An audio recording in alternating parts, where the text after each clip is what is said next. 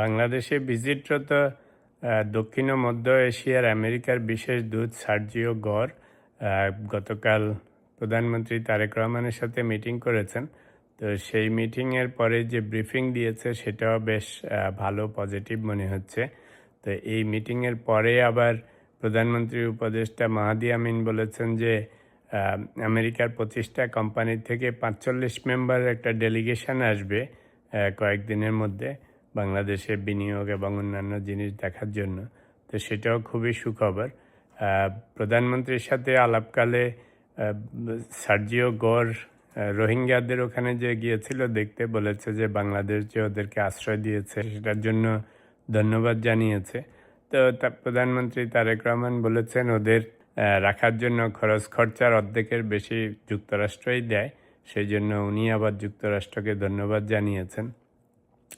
তবে ওভারঅল মনে হচ্ছে গত 2-3 দিনের যে ভিজিট এবং সরকারিভাবে পররাষ্ট্রমন্ত্রীর সাথে, প্রধানমন্ত্রীর সাথে বিভিন্ন জায়গায় ভিজিট, সব কয়টাতে একটা পজিটিভ ভাইব আছে যে দুই দেশের সম্পর্ক উন্নয়ন, অর্থনৈতিক, বিনিয়োগ, ভূ রাজনৈতিক সব কিছু নিয়ে সফরটা মোটামুটি ভালোই হয়েছে মনে হচ্ছে।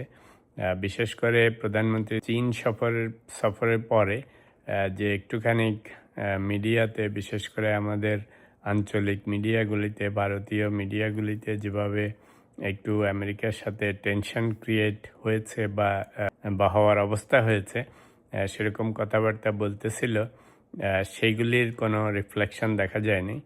আরও একটা ডেভেলপমেন্ট হয়েছে যে বাংলাদেশে যে আমেরিকানদের ভিজিটের ব্যাপারে অ্যাডভাইজারি ছিল সেটা লেভেল 3 থেকে লেভেল 2-তে নামিয়ে এনেছে, সেটাও খুব ভালো সংবাদ।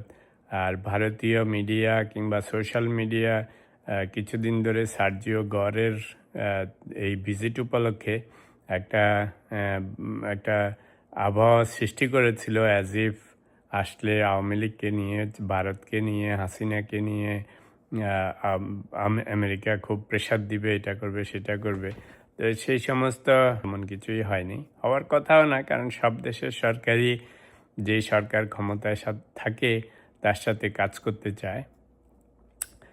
তো ভারত সরকারও চাচ্ছে বিভিন্নভাবে বাংলাদেশকে ব্যাক অন ট্র্যাক করতে, মানে ওনাদের সাথে সম্পর্ক ভালো করতে। তো সেটা হয়ে উঠছে না বিভিন্ন কারণে, সেটা অন্য প্রসঙ্গ। তবে ওভারঅল সার্জিও গরের যে ভিজিটটা বাংলাদেশে, সেটা নিয়ে কিছুটা হইলেও ভিতরে টেনশন ছিল যে নূতন সরকার প্লাস ভারতও নানাভাবে ইনফ্লুয়েন্স করতেছে আমেরিকাকে, প্লাস সার্জিও গর হচ্ছে ট্রাম্পের ক্লোজ ফ্রেন্ড, অ্যালাই, তারপরে আবার ইন্ডিয়াতে রাষ্ট্রদূত, আবার দক্ষিণ মধ্য এশিয়ার বিশেষ দূত।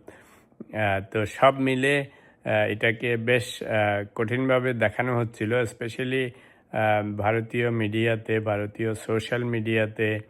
আমাদের আওয়ামী ঘেঁষা কিছু সোশ্যাল মিডিয়া অ্যাক্টিভিস্ট, খারাপ ভালো বলছি না, কিন্তু ওনারা জিনিসটাকে এমনভাবে দেখানোর চেষ্টা করেছিলেন অ্যাজ ইফ সার্জিও গর আসলে তারেক রহমান বা বিএনপি সরকারের উপর নানা রকম প্রেশার দিবে, যাতে যে ভূ রাজনৈতিক অবস্থা, যে অর্থনৈতিক অবস্থা, ভারতের সাথে যে রিলেশনশিপ, আওয়ামী লীগের নিষিদ্ধকরণ নিয়ে কিংবা শেখ হাসিনার দেশ ফেরত আসা নিয়ে, এই সমস্ত জিনিস নিয়ে সরকারকে প্রেশার দিবে বা সরকার খুব চাপের মধ্যে পড়বে।